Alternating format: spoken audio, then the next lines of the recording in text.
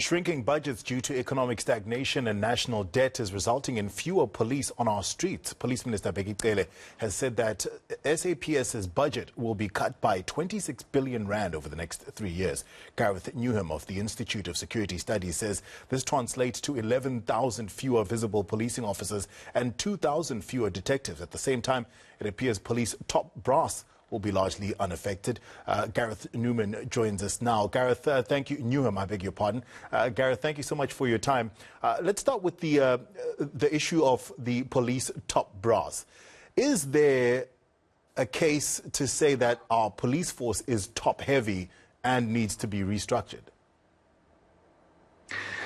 Yes, this has been an ongoing situation. It was recognized as far back as Bheki Cele that there were too many senior police officers given the size of the organization. And of course, in the top ranks, the salaries are pretty generous and there are a lot of perks and benefits that go with that.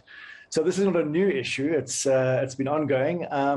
And so I think that there's definitely been a recognition of that for a long time now. But of course, it's been okay when we've had big increases in the police budget. So between 2012 and 2020, the South African Police Service budget increased by 65.5%. Which is a considerable increase. But now that we have to slash the budget and start reducing the numbers of people in the South African Police Service, it obviously becomes more important to make sure that your top structure is not top heavy, there are not people there are not completely being utilized to the full extent as possible.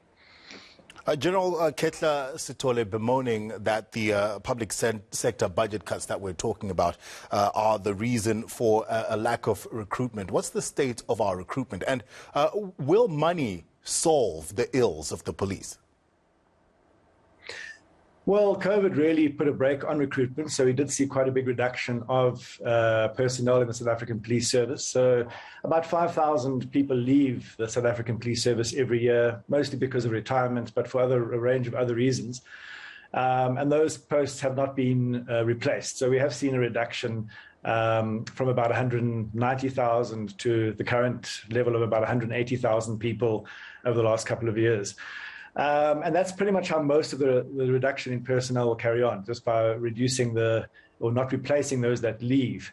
But however, it's not only an issue of money, because we have seen that despite this very large budgetary increase over the 8-year period between 2012 and 2020, most of the police performance criteria have deteriorated.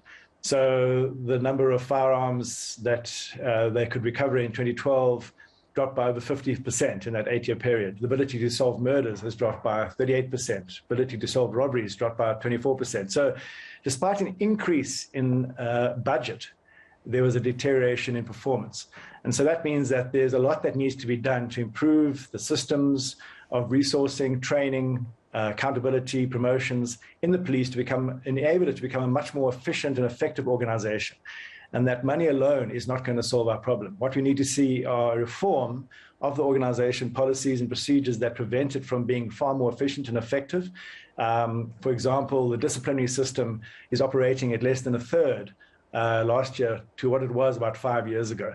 The least likely outcome of a disciplinary hearing is really any kind of serious punishment for police officers who've been implicated in wrongdoing. This has seen very big increases in the amounts of money the police have had to pay out due to civil claims where cases of proven officer misconduct have forced the courts to say the police must pay victims' compensation. So there's many things that can be done to really improve the professionalism and the ability of the police to tackle crime, and certainly support and resource those many dedicated police women and men who are doing a very difficult job in difficult circumstances, but really believe in policing. And one of the ways we can support them is by making sure that those police officers who are brutal, corrupt, or unable to do their jobs or disinterested are removed from the system as quickly as possible, so that the overall organization can perform better and can start gaining public trust, which is ultimately how it would be best able to improve public safety. Gareth, like you're saying, there are many things that can be done to reform the police, to make them more efficient, more effective. Are you seeing any signs that there is political will to put in place those reforms you speak about? Because if you know what could be done, the many things that could be done, I'm sure the powers that be know as well. Why does it seem like there is no movement in the right direction?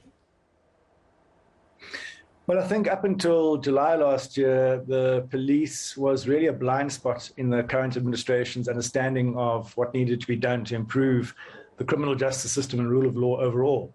Most of the focus, I think, was on the corruption that took place during the state capture years, the information coming out of the Zondo Commission. And so very early on in President Ramaphosa's administration, we saw new appointments to, for example, the Hawks, the National Prosecuting Authority.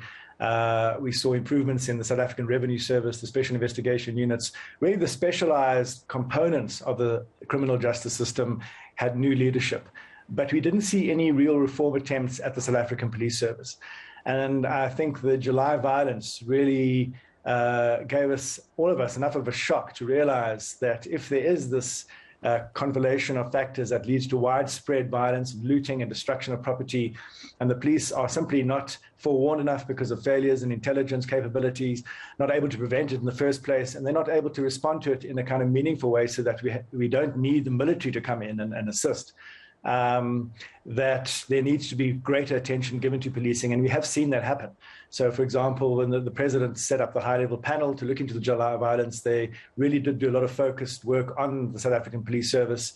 We've seen the South African Human Rights Commission do their own inquiry last year focusing on policing. So increasingly, I think the first important steps are to look at the South African Police Service in a lot more careful detail, see exactly where it is working well, where there needs to be efficiencies and improvements, and what needs to change so that those that are really doing their work well under difficult circumstances become the flag bearers of the organization and not the ones that cause all the problems that lead to negative media and negative experiences for many people in South Africa. Gareth, we appreciate it. Thank you so much for your time. Gareth Newham, Head of Justice and Violence Prevention at the Institute for Security Studies.